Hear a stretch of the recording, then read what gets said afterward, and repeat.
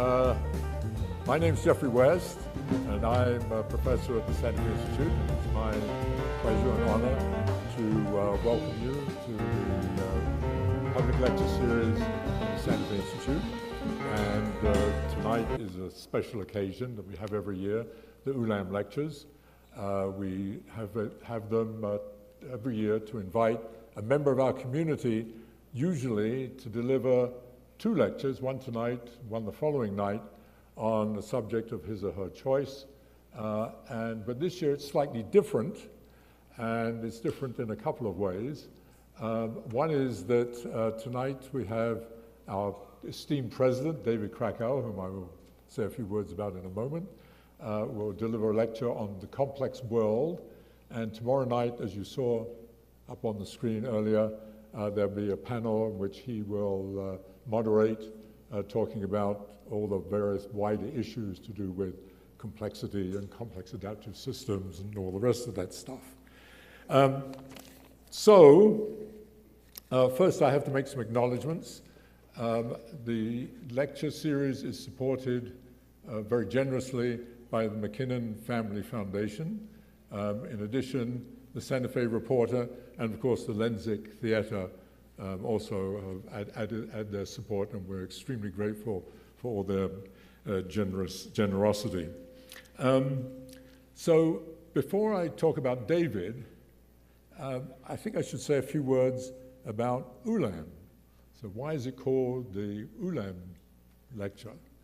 So most of you probably don't know who Stan Ulam was, but Stan Ulam was one of the most distinguished mathematicians of the 20th century. He was born in what I think they called Poland at the time, in the city of Lvov, but it's now Lviv because it's in the Ukraine. And he came to the United States in the mid-30s and was recruited ultimately to the Manhattan Project at Los Alamos, where he worked in the group of Edward Teller, and one of his major contributions, interestingly enough, was the development with Teller of the hydrogen bomb. And just parenthetically, Ulam thought that that would put the end to major wars, major global wars, and despite all of the extraordinary global conflicts, local conflicts that are going on, we've not had a global war since the Second World War. So in that sense, so far he's right, and that's certainly one of the major threats we still have, and that's a whole separate topic, which would be wonderful to have a lecture devoted to that at some time here.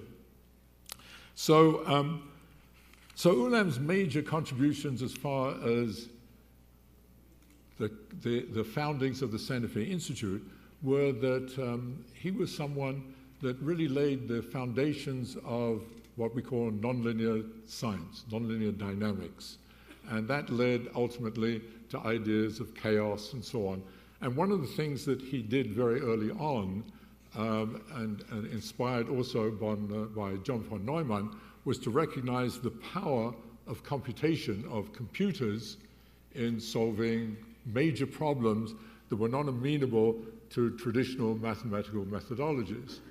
And in that he developed, while he was still at Los Alamos, something that became very famous, which was called the Monte Carlo method, which has had an extraordinary impact in terms of computation of problems ranging across the entire spectrum of science and technology. He played this very fundamental role in developing this sort of hybrid way of doing science, kind of experimental mathematics, if you like. And that led to ideas, primitive ideas at the time, but much more developed later, of what became known as complexity. And he was certainly involved in early conversations to do with having an institute like the Santa Fe Institute, which you'll hear more about when David talks. But he died, sadly, in 1984, the very year that the Santa Fe Institute was founded. That's 40 years ago. And it was very fitting that when the idea developed that there should be such an annual lecture as we have tonight, that it should be named after Stan. So so since then we've had, 28 of them, and this will be the 29th. Just on a personal note, I knew Stan Ulam, but not well. One of my great regrets, in fact, is that I didn't get to know him much better. And it's ironic because I knew quite well his daughter Claire and his son-in-law Steve. Claire has sadly passed away. Steve, I don't know if you're here, you normally turn up. Do I see you waving? There he is, Steve Weiner, who is an orthopedic surgeon. But I knew him not just because I had bad knees, but because our children went to school together.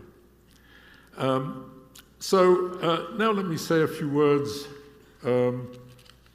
about tonight's speaker, David Krakauer. So he's, as we've heard, as we probably all know, he's president of the Santa Fe Institute. He was, curiously, like Barack Obama, born in Hawaii. But he grew up, not in Hawaii, but in Portugal. So he's fluent in Portuguese. But he wasn't, his education was only completed in England. So when you hear him speak, and if you don't know him, you will immediately think he's an Englishman, but in fact, only in a very sort of mongrel kind of way. And this kind of hybrid background that he has, I think is also manifested in the fact that he's completely devoted to having broad views, very diverse thinking about science, and you'll hear that articulately expressed tonight. So David got his undergraduate degree in biology and computer science from the Royal Holloway College, University of London, and then went on to Oxford to get his doctorate in evolutionary biology, and after which he stayed in Oxford as a research fellow for a number of years, and after a couple of meanderings ended up at the Institute for Advanced Study at Princeton, where he was a fellow also for a number of years before being recruited to the Institute in, I think, he can correct me, something like 2002.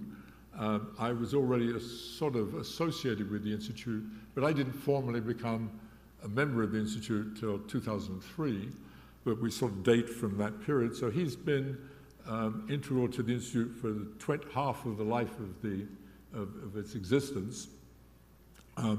He's an extraordinarily widely read person. He's a real polymath. He's very cultured. He speaks in a very cultured way, as you'll hear. A big, broad thinker. He's a lovely man. I consider him a very good friend and a wonderful colleague.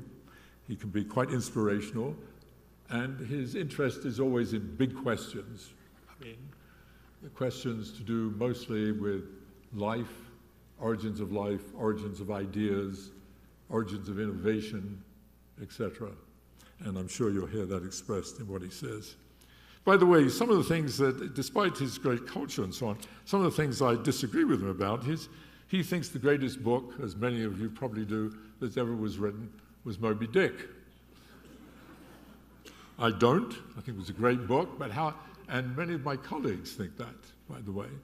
And it's hard to believe that a book that has no women in it, and the word love never appears, could be thought of as the greatest book ever written. Well, that's... Thank you, I want to hear it. He can refute that when he comes on. He's also a great admirer of Wittgenstein and Darwin. I'm happy to go along with that.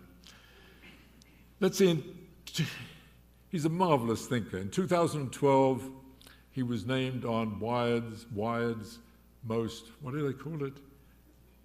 List of people who are going to change the world. As I say, his work is primarily been focused, even though it's got great breadth, in evolutionary biology and computation, from where he got his original degree. It still inspires him, and so he's given a lot of thought recently to, of course, one of the great revolutions that we're going through, namely machine learning, artificial intelligence, and so forth. And you maybe hear something about that. When I was preparing these few words, I thought, gee whiz, I better do what everybody does, sort of check that I'm not missing something or check my facts. I'll Google him and see what it says. So the first thing I thought of, the meaning of Krakauer. Well, it's sort of obvious. Someone from Krakow, Poland, which sort of makes a weird connection with Stan Ulam. But the first thing that came up, amazingly, said, meaning of Krakow, spicy smoked sausage with garlic, which I thought was spot on, actually.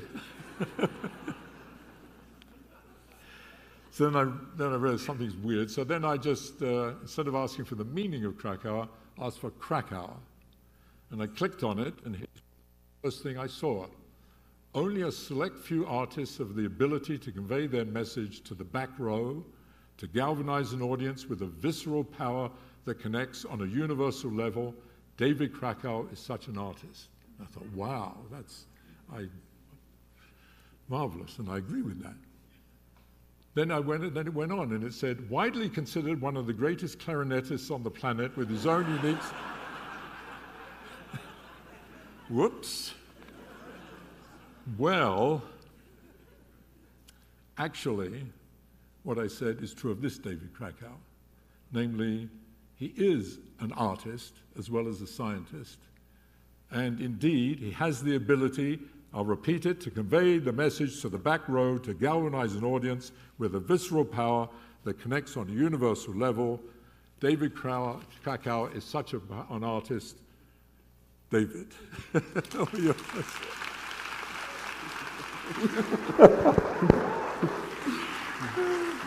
Well, okay. Can you hear me at the back? You know, it's fun. I have to say a funny story about that because I get invitations to perform klezmer clarinet, and the other, lesser David Krakauer gets invitations to give scientific talks. And so we occasionally exchange emails, and anyway. And I'll talk about maybe sausages in a bit later. So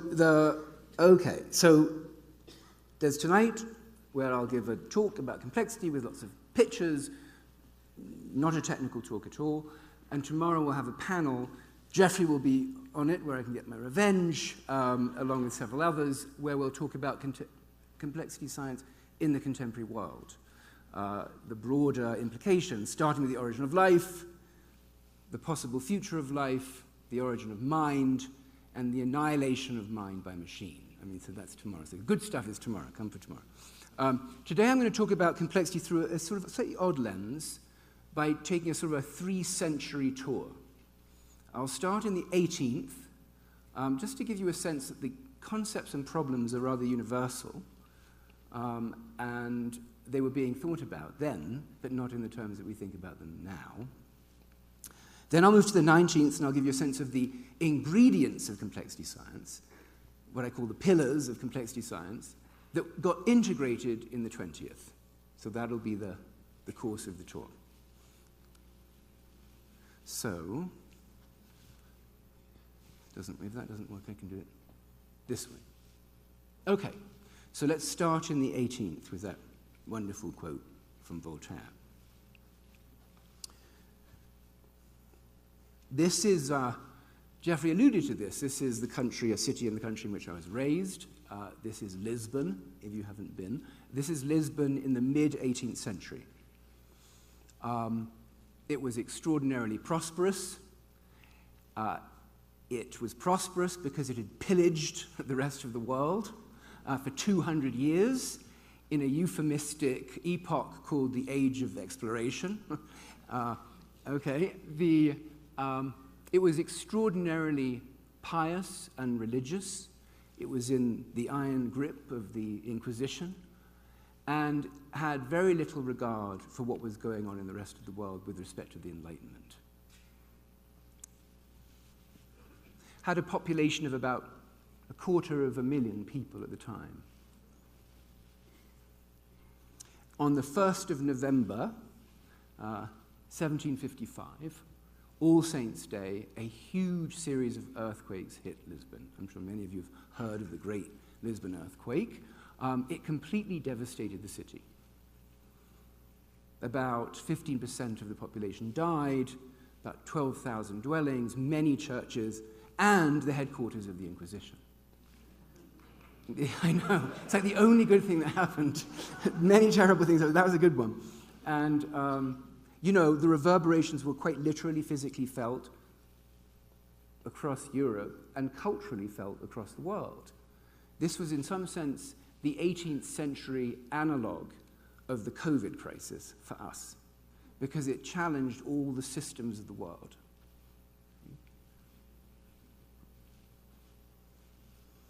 This is the original before-after picture that newspapers are so fond of voyeuristically presenting us with, that was drawn at the time. Now, the reason I want to talk about this is because this event generated a huge amount of cultural consternation, because how could such a pious city, right, so devoted to prayer, so disdainful of scientific progress, be the victim of such an annihilating act of God? Okay. It was a problem for theodicy. And out of this earthquake came two very important works for our purposes. One, a series of papers on the causes of earthquakes by Immanuel Kant, who you know as a philosopher, but who started as a seismologist and physicist. And the other book, Candide, or The Optimist, written by Voltaire. So let's start with Voltaire. This is what Voltaire wrote. After the earthquake had destroyed 3/4 of Lisbon, the sages of that country could think of no means more effectual to prevent utter ruin than to give the people a beautiful auto de fe. For it had been decided by the University of Coimbra that the burning of a few people alive by a slow fire and with great ceremony is an infallible secret to hinder the earth from quaking. Okay, so that's the Voltaire you know, the sort of anti-clerical Voltaire, the abolitionist Voltaire, the advocate of freedom of expression and the separation of the power of church and state.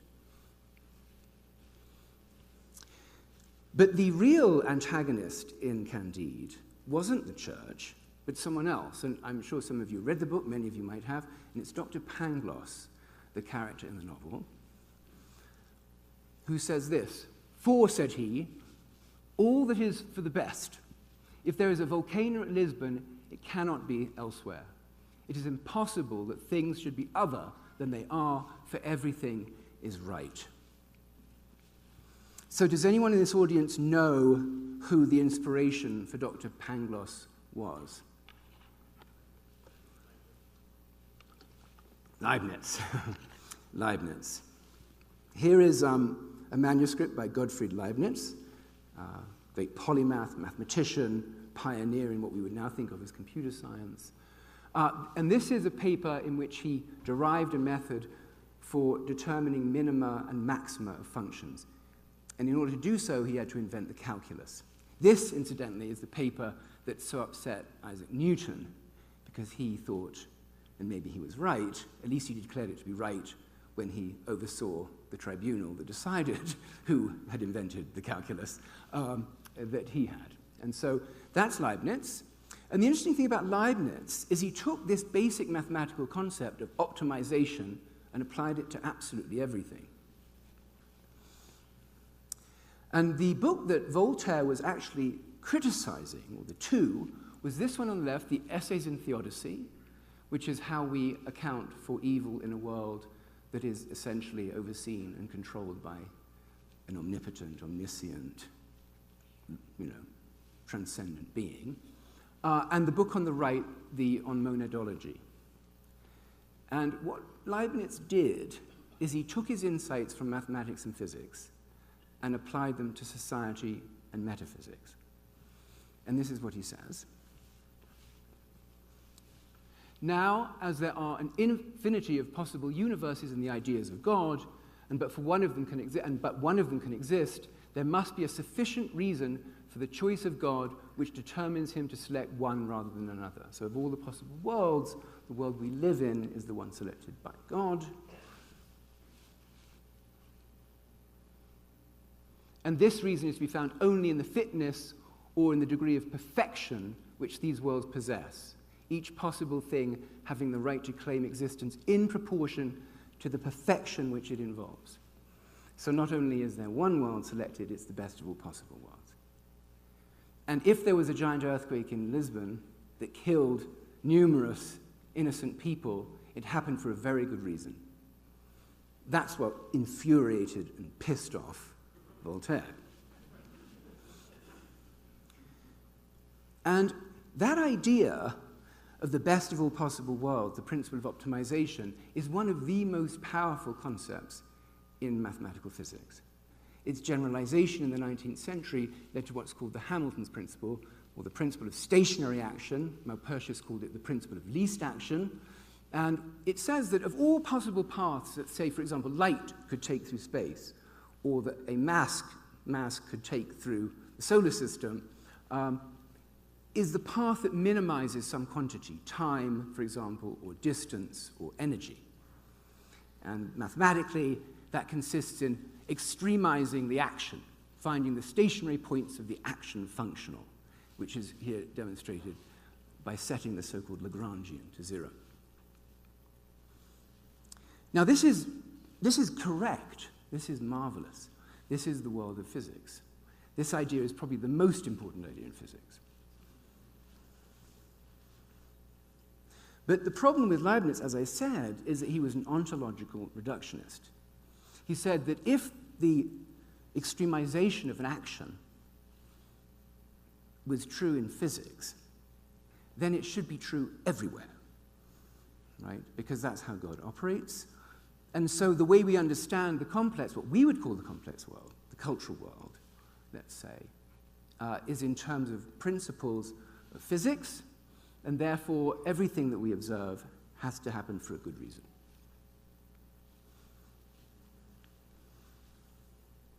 Now, Voltaire was not anti-physics. In fact, Voltaire and a hidden figure in history, which I'm now going to add to the original book, there she is, Emily de Châtelet. This was Voltaire's partner for 16 years. Actually, Voltaire lived with her and her husband, which was kind of Voltaire-ish. and he was quite happy. It's great. Right? And she was by far the more gifted mathematician, right? And so she should be mentioned. So it wasn't that they were anti-physics, anti-Newton. They translated Newton.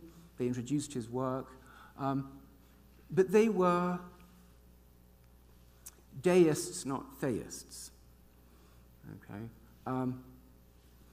What that means is, interestingly, that God created physical law, but he had no interest in the human world. That's not visible to God. Physics is. Anything that happens afterwards is of no concern. And so it's not that he was anti the extremization of the action, it's that he thought it had no bearing on what happened at other levels. And the way we would say it now is that Hamilton's principle, the principle of optimization of the physical world, does not imply something like Darwin's principle, optimization in the complex world. It's not that it doesn't matter. It's not that it's not playing out. It's necessary, but not sufficient.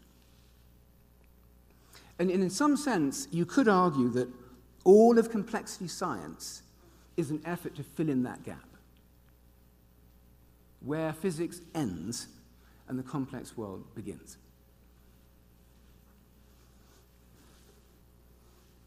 So this is the other book. This is Immanuel Kant's book on the causes of earthquakes. At the time that Kant wrote this book, he believed, as everyone else did, that earthquakes were caused by vast subterranean channels that contain fire. And this is an illustration from the great lunatic polymath Athanasius Kircher from one of his books demonstrating or illustrating these great fire chasms. And occasionally they would burst forth like a volcano, destroying cities.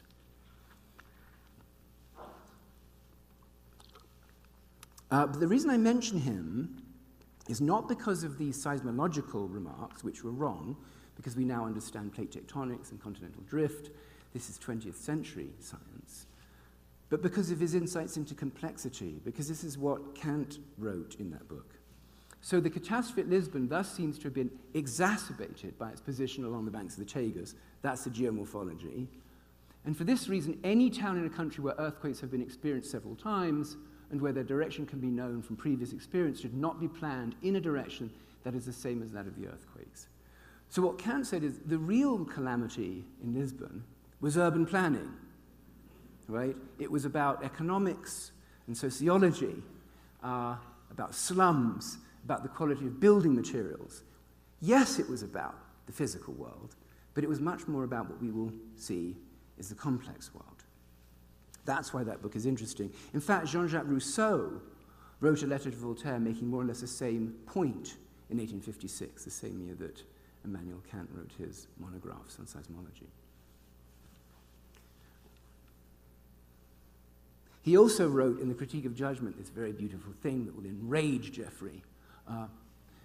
There will never be a Newton of the blade of grass, which is a kind of a beautiful poetic remark, which is a natural philosophical extrapolation from his beliefs that he presented in his earlier work, which is a position, incidentally, which I strongly share. So now that's a little bit of the background, and I hope you have in your head this idea that in the 18th century we had these extraordinary formalisms that explain a great deal of how the physical world worked, but they were not enough, and that somehow we needed new principles to understand the world that we live in. So I like to say that complexity science stands in relation to the Industrial Revolution as mathematical physics does to the scientific revolution of the 17th century.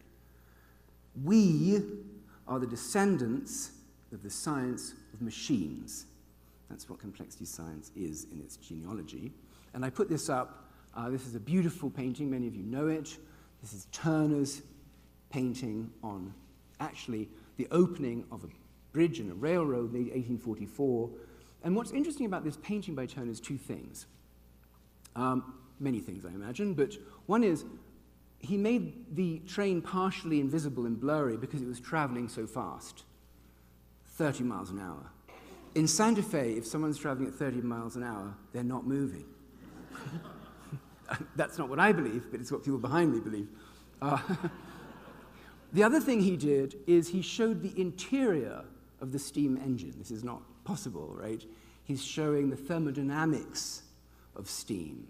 And you could call this painting, if I were to title it, I would have called it an allegory of thermodynamics, because that's what he was really talking about. Inside that engine, inside that train, is one of these. Something actually derived from one of these, the Matthew Bolt and James Watt rotative beam engine. So this is the period in which machines were being made to substitute for human labor. Okay? And out of those machines came the science that we now call thermodynamics and statistical mechanics. This stuff. Carnot's famous book on reflections on the motive power of fire, Tate's sketch of thermodynamics, the mechanical theory of heat, the theory of heat, and Introduction to Gas Theory by Boltzmann. This is a different kind of physics. This isn't the physics of planets, even though now it turns out we can use this kind of physics. It's a physics that came out of the study of engineered devices. And the two great formulae, at least as far as I'm concerned, of that period were these, and I show them really for artistic effect. The two entropy formulae, one from Clausius, from thermodynamics, and from Boltzmann in statistical mechanics. That is that any work that you engage in will generate disorder, and disorder is measured in some sense as the number of configurations of an average measurement. So these are very profound concepts that came out of that period. The problem with an engine is it has to be regulated. You know, you have to start and stop, and you have to move at a certain speed. And so James Watt took a machine that had been invented by Christian Huygens to regulate the rotational angular velocity of a windmill blade and use them to regulate the speed of an engine. This is the so-called Watt centrifugal governor. And this is what James Watt said about it. To regulate the supply of steam, when the valve is parallel to the outside of the ring, it shuts the opening nearly perfectly, but when its plane lies at an angle to the ring, it emits more or less steam according to the degree it is opened. Consequently, the piston is acted upon with more or less force. Okay. So, thermodynamics, statistical mechanics, and mechanisms of control. This device is the first cybernetic machine that was ever made, a system of feedback control. Who knows what that is? The Beagle. You should all know that one. So this is the Beagle. This is a very important boat because Darwin was on it. Others were on it too, but that's the person we remember. In fact, Darwin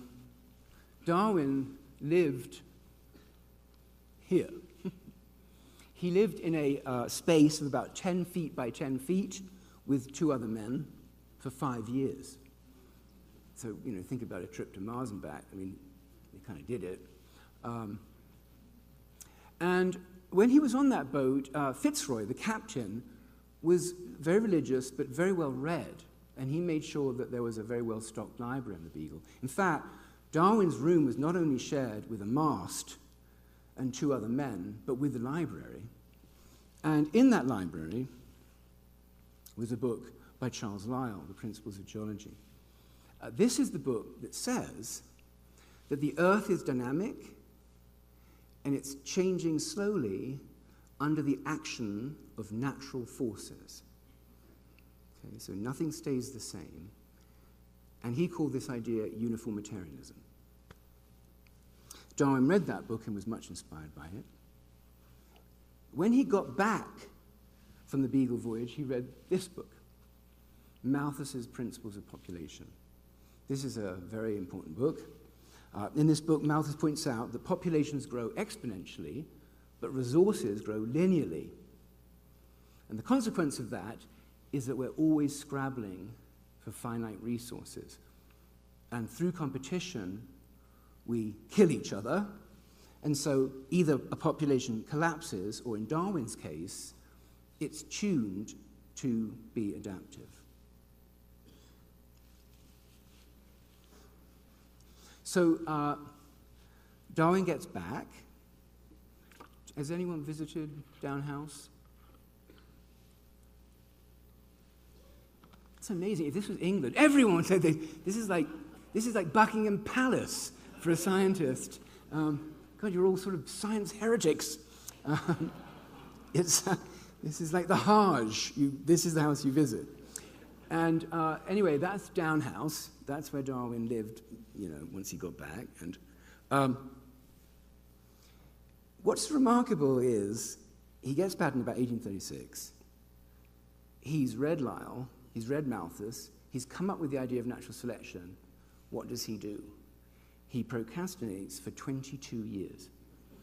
And he spends 8 years writing a book on barnacles. It's actually kind of amazing to think about it. People will say to me, you know, like, God, I just spent a month, I wasted my time doing calculations and everything is wrong, or I spent a year and can't get the paper published. Like, Darwin spent 8 years working on barnacles. and no one in the world has read that book. So, don't worry about wasting your time. So we get to 1858, he's reading his Barnacle book, and he gets a letter. And this is a very famous letter. It's a letter from this man, Alfred Russel Wallace, who sends him a letter from Ternate, an island in Indonesia, where he says he's got this new idea which is essentially natural selection. And Darwin throws a wobbly. And he says, oh my God, I've been scooped. I knew about this 22 years ago. Why didn't I publish? So they jointly publish, and neither of them turn up. Alfred Russel Wallace has a perfectly good excuse. He's around the other side of the world, and Charles Darwin is just a misanthrope. And so he doesn't present it. It's presented by actually Charles Lyell and Hooker. And what metaphor do they use to explain natural selection? We have also here an acting cause or principle to account for that balance so often observed in nature. The action of this principle is exactly like that of the centrifugal governor of the steam engine.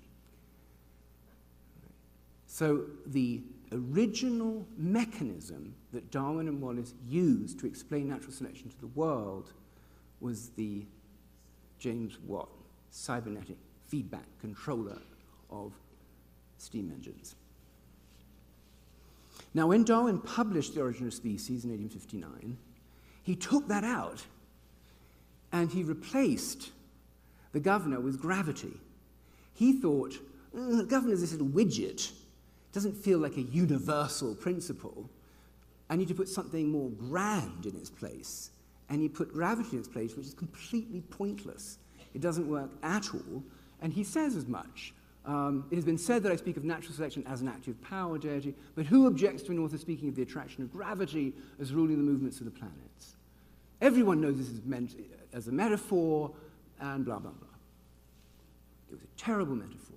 In fact, interestingly, the same year of the publication of Origin of Species, James Clerk Maxwell publishes this paper on the nonlinear dynamics of the stability of Saturn's rings.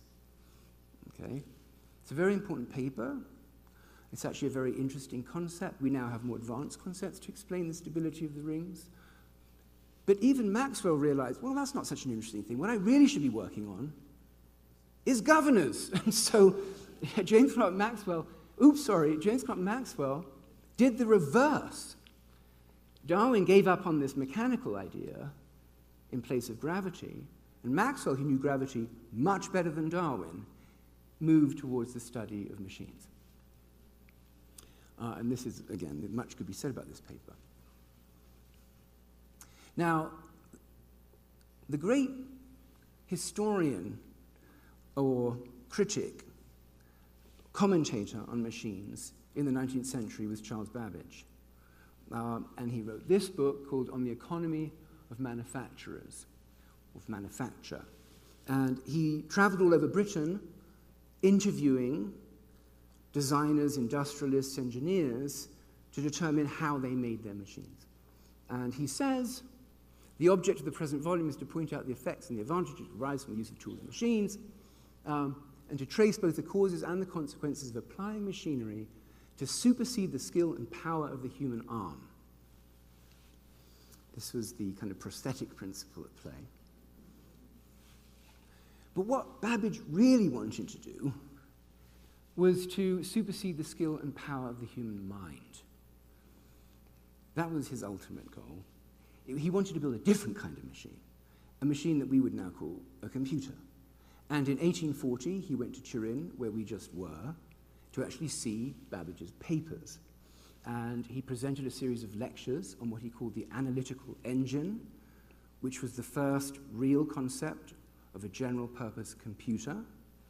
And he was so frustrated with British Parliament, who wouldn't fund him, he thought that the Italian royal family, the Savoy family, because they were totalitarian despots, they would fund him because you only had to convince one person, as opposed to... he was unsuccessful. He left his papers in Turin. And this is one of his absolutely beautiful diagrams for one of the cogs in the analytical engine.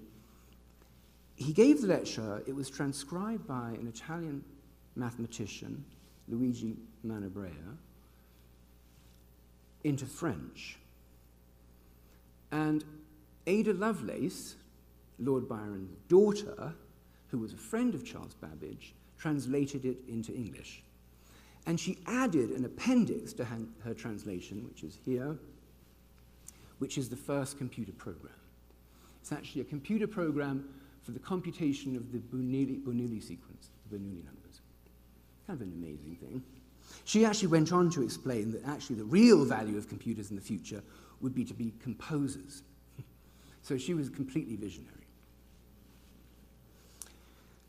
So that's the 19th. So, okay, so we've got machines, we've got dynamics, we've got statistical mechanics, and we've got evolution.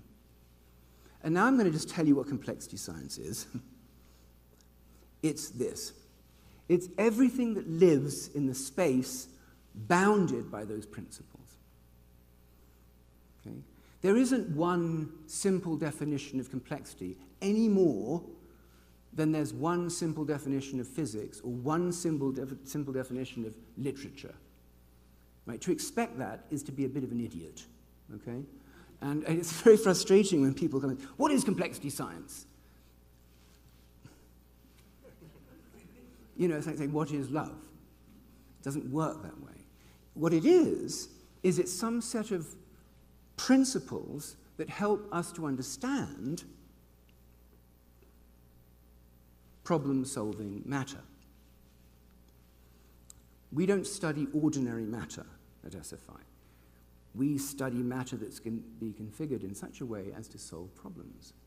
And they can be markets, they can be minds, they can be machines. It doesn't really matter. And I have to put a bit of plug in for an article that came out today that I wrote with my colleague Chris Kempes on problem-solving matter. So if you have some time in your hands, you can go and read this paper. It was published today in Eon. It's very readable, and it's got nice, pretty pictures. And if you study problem-solving matter, there are just concepts that are relevant. Efficiency, scaling, robustness, resilience, intelligence, inequality. You've heard, some of you over the course of several years, lectures at SFI, and you probably think we have ADD. You know, how is it that they have people coming talking about single cells and genomes and economic inequality and machine learning? What the fuck is going on, you know?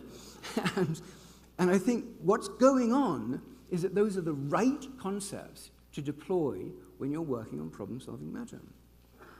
That's the common ontology, and we develop methods to try and understand that ontology. That's complexity. Now, it hasn't stopped people trying to define it, right? So coming up with some kind of reasonably abbreviated definition, because you don't want to go and sit down and say, what do you work on? You say, well, I work on, you know, the non-linear dynamics of evolutionary systems using non-equilibrium statistical mechanics and the theory of computational complexity. I mean, there are people, I've been to dinner parties where people do tell me things like that, and then you sort of curse God for having put them next to you. But it's fair, right, to sort of expect some kind of reasonable abbreviated definition. And over the course of time, and this is a table taken from The Complex World, the book that many of you should have bought out front, but I saw you walk past me. But it's very affordable and very readable. And you can just sort of see, starting in the 40s, this effort to try and come to terms with what this thing is.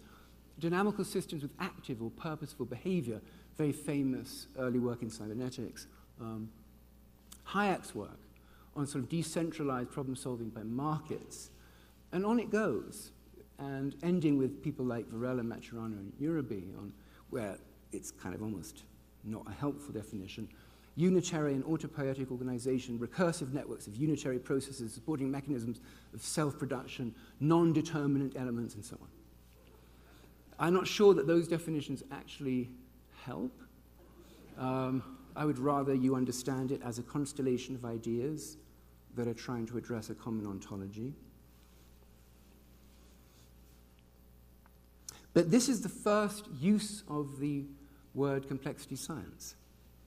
That's in 1948 by Warren Weaver. So when you ask where it comes from, it goes back to the 40s.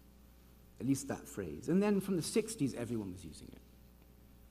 It's not a new thing. It's not a SFI thing. It's much older. Now, I just want to talk a little bit about another idea that's difficult, that generates a certain amount of consternation, and that's the concept of emergence. And the person, I think, who is most insightful on that topic was one of the founders of the Santa Fe Institute, and that's Phil Anderson, who won the Nobel Prize in Condensed Matter Physics, in this paper that he wrote called More is Different. So somehow, problem-solving matter produces or contends with this idea of emergence. And I'm going to go on, when I talk at the very end, about some of the problems of the contemporary world as being, in some sense, dismissive or not sufficiently understanding of the importance of that concept. So you remember this, Andrew Wiles, who proved the Fermat conjecture, right? That's this point, that three integers raised to power n. This equation has no solutions for n equal to or greater than 3. It looks like some version of the Pythagoras theorem. It looks absolutely trivial. A child should be able to prove this is not true. That happens to be not the case. It turns out to be an enormously difficult problem, which is a very interesting, just as a sort of a editorial remark, that it's often the simplest things that are the most complex things. And complex things are often rather trivial. An interesting point. It's a bit paradoxical, or at least nominally complex things, I would say. So why is this relevant to emergence? Well, the thing that Wiles did is what mathematics often does, is that you realize that the problem that you're dealing with is related to another problem that seems like a very distant cousin to your problem, but is more easily manipulated. In this case, God, is that how I focus my eyeballs? This use of modular elliptic curves, which he deployed in part to arrive at his proof. But the point I want to make is, here's the mathematical statement of the problem. He goes through a whole series of deductions, and he culminates with a proof. Actually, he made a mistake first time round, and he had to go back and fix it. But the point about the proof is, it's entirely made in a mathematical language.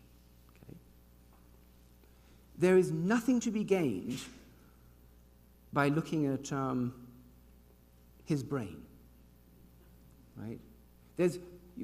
You could sort of do neuromath. You say, no, actually, somehow if I knew something about Andrew Wiles's brain, I'd get an insight into that proof, and that's absolutely nonsense. The truth of that proof has absolutely nothing to do with his brain. The fact that he chose to work on that problem has something to do with his brain. And if he didn't have a brain, he couldn't have proved the theorem. But the correctness of the proof has nothing to do with psychology or neuroscience or any other field of science other than mathematics. Okay. It also has nothing to do with economics, how much he was paid, or the market for mathematicians. Okay. It's irrelevant. And it also has nothing to do with who he was trained by. All of those would be interesting exercises in themselves, to understand something about Andrew Wiles, but they don't bear on the correctness of a proof. And what this tells you is that mathematics is truly emergent. Phenomena that are not emergent have to be explained by lower-level mechanisms, right? If the proof of that conjecture, or the proof or the correctness of his proof, depended on knowing something about his brain, it would suggest that the thing that you're looking at is not an emergent thing.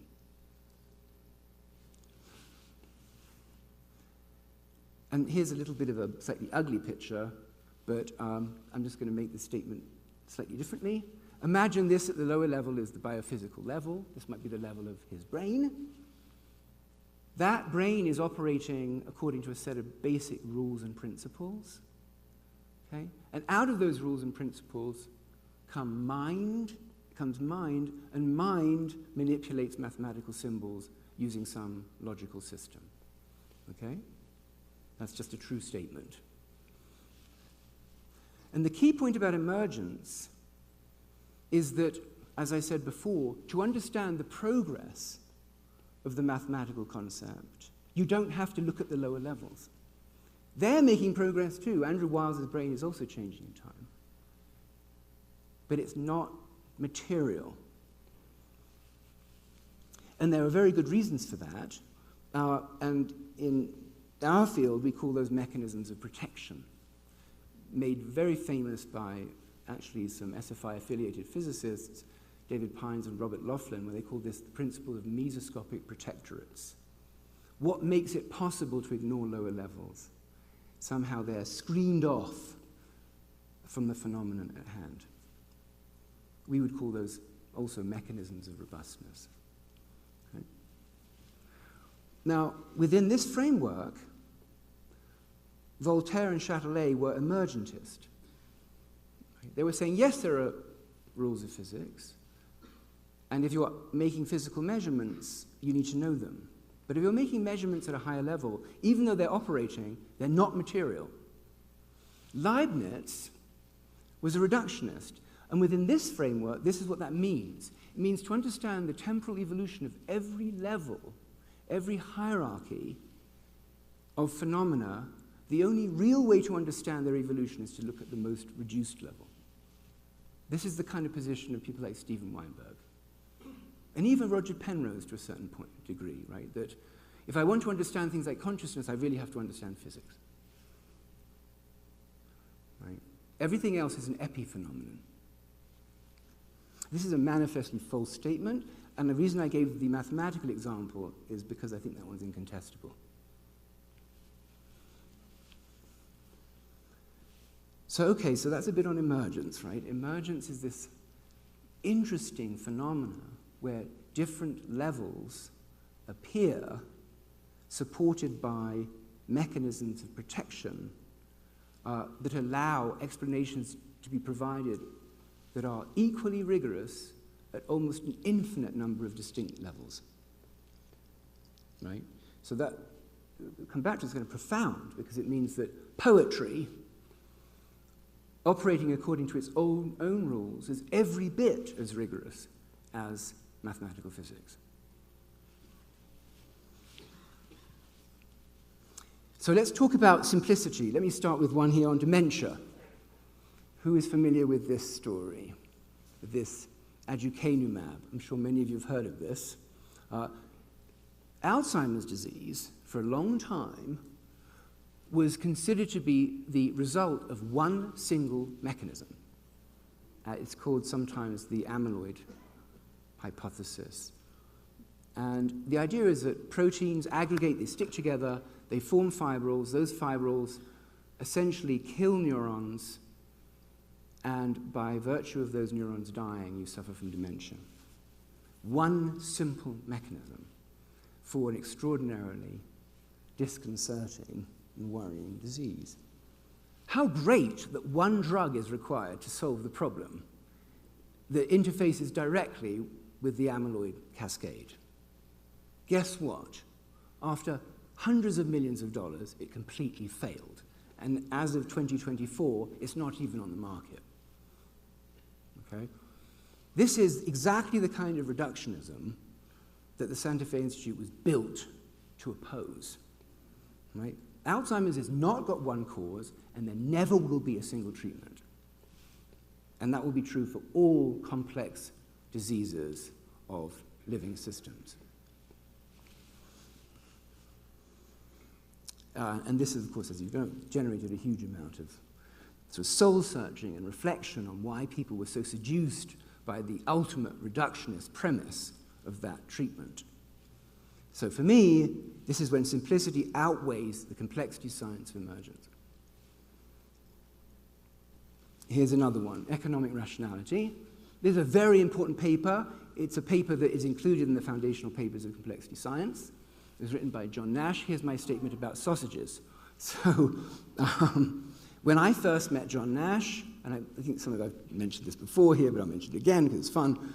I was in Princeton at the time, and I was waiting for a bus to go from the Institute for Advanced Study into town. And I've worked in game theory, and I hadn't met John at the time. And I'm sitting down, and I say, oh my God, that's John Nash. Professor Nash, it's just wonderful to meet you. My name's David Krakauer. And he looked at me and he said, Krakauer, Frankfurter, Hamburger. And so they're all comestibles, but they're all cities, and Jewish surname, and so you get the city of provenance. But they also turn out to be sausages and salamis and other things. So anyway, there's John Nash, and he works on this extraordinary formalism, building on the work of von Neumann and others, what we now call non-cooperative game theory, that becomes an industry in economics and is incredibly influential in political science. It's in some sense the kind of intellectual armature supporting mutually assured destruction. It's extraordinarily simple equilibrium mathematical theory for strategic interactions. The thing is, it's not a normative theory. It's just a thought experiment that's rigorously fleshed out. Incidentally, John Nash does not look anything like Russell Crowe. Well, you make up your own mind, but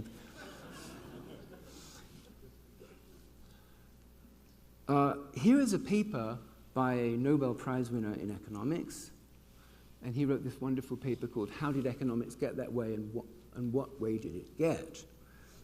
And you'll see now why I mentioned Leibniz and Voltaire at the beginning, and this is what Solow writes. To the extent that economists have the ambition to behave like physicists, they face two dangerous pitfalls. The first is the temptation to believe that the laws of economics are like the laws of physics, exactly the same everywhere on Earth and at every moment since Hector was a pup. That is certainly true about the behavior of heat and light. But the part of economics that is independent of history and social context is not only small, but dull.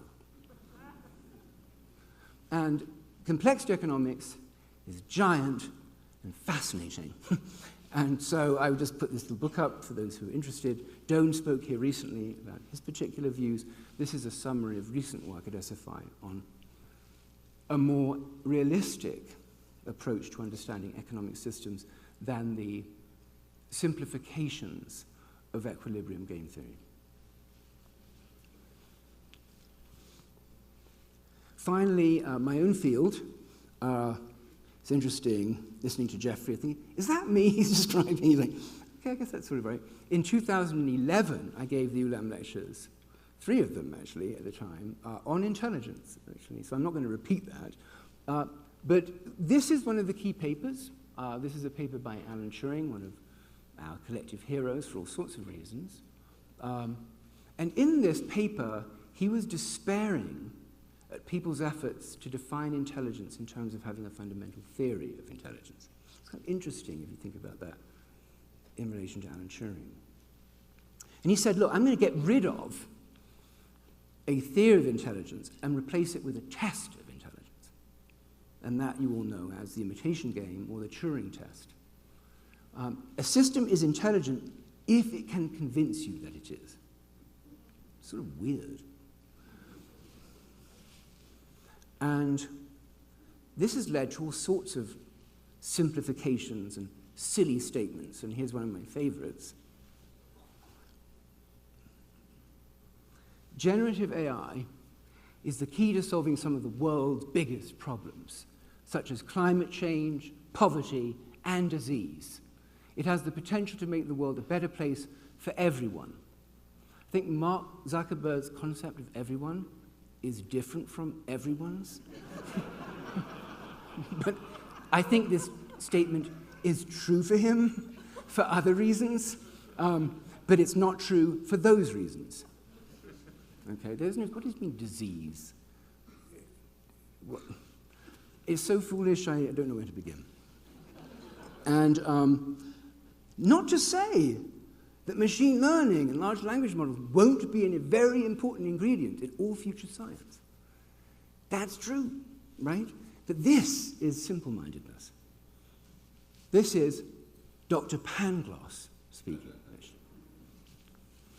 And actually, there's a very nice paper by Terry Sajanowski at the Salk on what's called the reverse Turing test. And Melanie, I know you may talk about it tomorrow.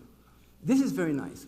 It's been discovered in the last few years by analyzing transcripts between users of ChatGPT and Llama or whatever, that the intelligence of the machine is a mirror of the intelligence of the interlocutor. Right? That if, in other words, if you ask clever questions, it gives clever answers. If you ask stupid questions, it gives stupid answers. So what LLMs really are is mirrors. They are very, very expensive IQ tests. Okay, that's the idea of the reverse Turing test. I think it's kind of funny and a bit alarming.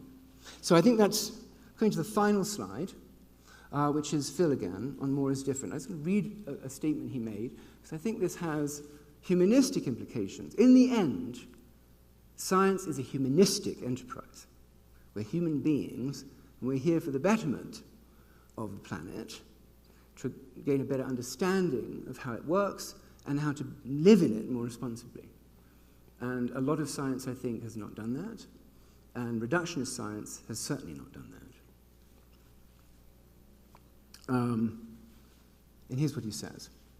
The arrogance of the particle physicist and his intensive research may be behind us. This is a Nobel Prize-winning physicist talking, by the way. The discoverer of the positron said, the rest is chemistry. But we have yet to recover from that of some molecular biologists determined to try to reduce everything about the human organism to only chemistry, from the common cold and all mental disease to the religious instinct. Each level can require a whole new conceptual structure. I think that complexity science's greatest contribution to human culture will be a new kind of intellectual pluralism supported by the concept of emergence. In addition to helping solve the climate problem and help us along with disease. But I think there's a much more profound contribution intellectually that it can make, which is a kind of escape from intellectual monomania. So thank you very much.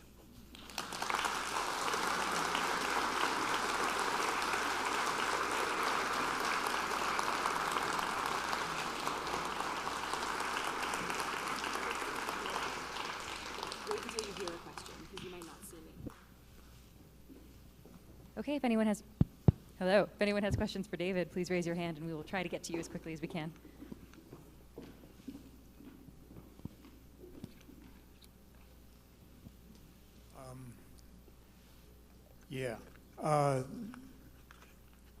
I was perplexed by your statement, well, that's physics, and then that ends and the rest is complexity.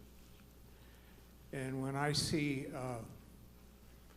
statistical mechanics and then the Lorentz attractor, both of those are very much physics, and yet they give rise to these phenomena that you call complexity and emergence. So if you could clarify that sort of one-liner that you did back about 25% of the way through. Yeah, so necessary, not sufficient.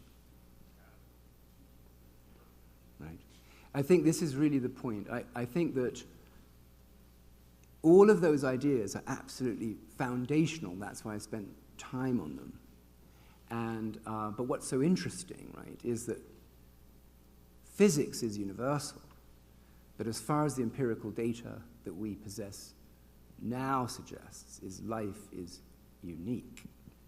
Now, it might be we discover life elsewhere in the universe, but we haven't thus far. And so somehow something has to happen beyond Hamilton's principle to explain the complex world. And so, yes, necessary but not sufficient.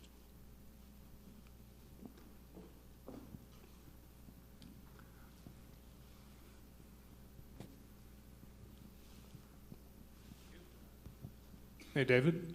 The idea of emergence, and you talked about the mind as like the lower base of the biosystems themselves. What happens when emergence gets applied to the concept of ideas being birthed?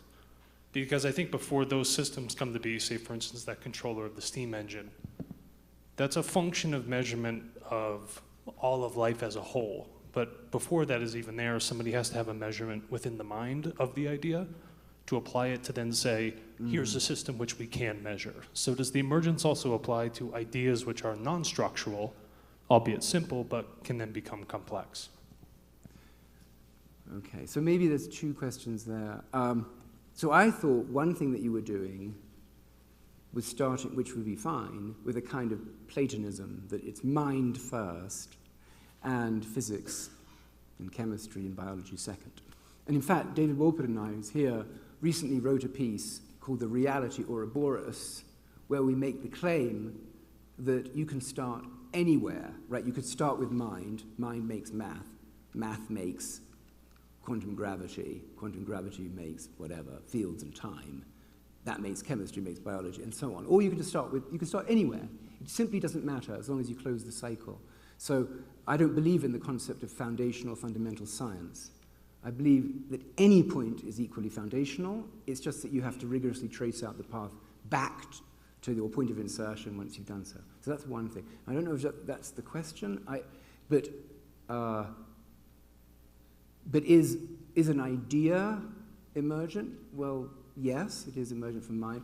It has to satisfy this kind of closure property that I gave of protection and screening off. I mean, the example I like to give, and I'm not sure, again, if I'm going off track, because the metaphor will be a map metaphor. If you go to a city you've never been to, chances are you don't reach your destination because you don't have a map. Okay, and that has nothing to do with the car you're driving, right? It's got nothing to do with geology and so on. Now, there is a possibility that you run out of gas, in which case you have to worry about mechanics. And so there's a very interesting property of emergence, which is emergence tends to fail as a concept when the system fails, and you have to go down to a lower level of explanation. And it's actually one of the problems with biomedical science, because it only studies failure. And so our theories of causation are biased by the failure mode, which is actually the failure mode of emergence, but it's a complicated concept. I was proud that I recognized the beagle, and it made me think about emergence, and can emergence be optimized? And I was thinking, again, with Darwin, selection works on variation. Variation requires mutation. We have to have an optimized mutation frequency. If there's too much mutation, it all goes to hell. Yeah. If there's not enough mutation, there's not enough variance. Is there an optimization of emergence? Ooh, I don't know. It's an interesting idea. I mean, in fact, the first, I'm not sure how plausible the analogy is, but it's very interesting, right? Optimization of mutation rates, something that we've worked on a lot, in fact, at SFI. It's an interesting question whether evolution created a screened-off hierarchy and how far that hierarchy extends. I mean, just to give an example of how that might work, and we talked about that at a meeting, actually, today. It's very inefficient to communicate with each other by transmitting action potentials of 86 billion neurons in our brain. I mean, it's just not going to happen, right? It'll take us forever. But I can say something like, that's a good idea. That statement is a coarse-grained representation of a very high-dimensional space of brain activation. And it could be that emergence of language, right, is required to coordinate populations on timescales that are shorter than a lifespan. So I think there might be an argument for it, but I've not seen a proof or a theory of that.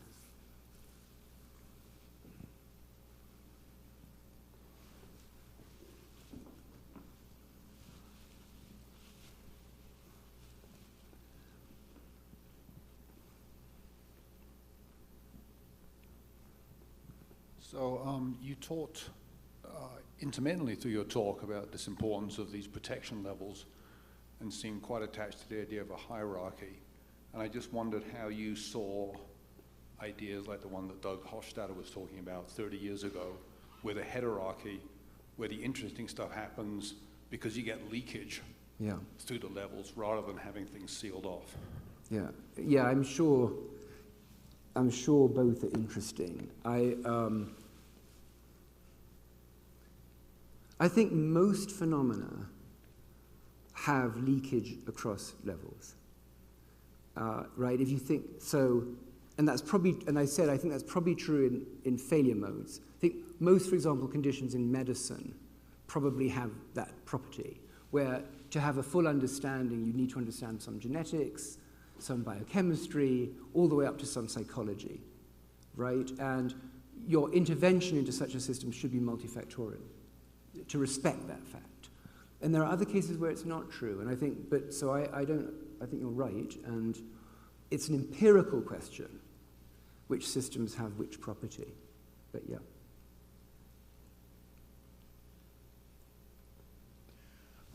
I was wondering about the use of the adjective complex to describe the systems. I mean, why was that utilized? What's complex about them? Because looking at emergent behaviors, they're simple.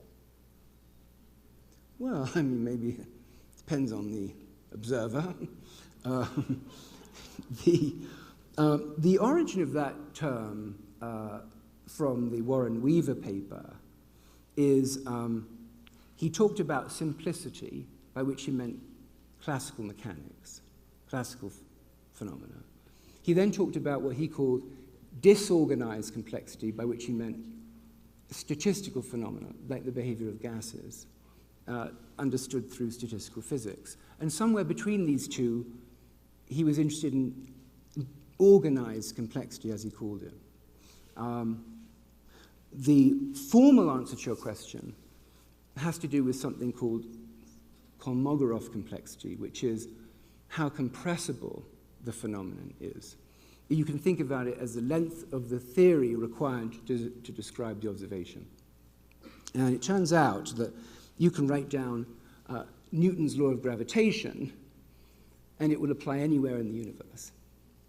But if I write, and with extraordinary predictive accuracy, because you're dealing with a very simple system, but I can write down a theory for a blade of grass, and it won't work for a dandelion.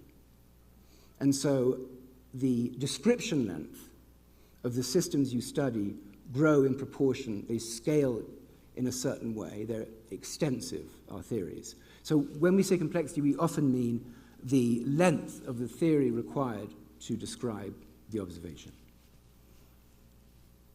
You have a question all the way in the back. Hey, I'm one of your ushers, and we were handing out the flyer, and the description for you, it says you studied the evolution of stupidity. Yeah. And I'd love to hear you talk about that. Because you say the evolution of intelligence and stupidity, and well, which one's getting ahead? Yeah, well, you know the answer. Yeah. I'm glad that actually generated applause, because I've always said that I'm not frightened of intelligence, but I'm terrified of stupidity, right? And it's an interesting fact that everyone, I mean, many people in this audience, are now studying intelligence. And I think there's a kind of narcissistic dimension to that, because there's a hope that it might sort of reflect, I study intelligence, therefore I am. Very few people study stupidity. And I sometimes joke that, you want to be called the intelligence professor, not the stupid professor, right? So I think there are all sorts of sociological explanations. But quite seriously, here's a very simple way of saying it. And it relates to that statement I made about problem-solving matter. So what is intelligence? I'm just going to say it very quickly. Intelligence is making difficult problems easy. Okay? That's what we mean by intelligence. And you can dress it up as much as you like. But essentially that's what it is. And stupidity is making easy problems hard. Okay?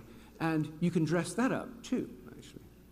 And I think It's not clear to me why we do that, actually, because it's more work.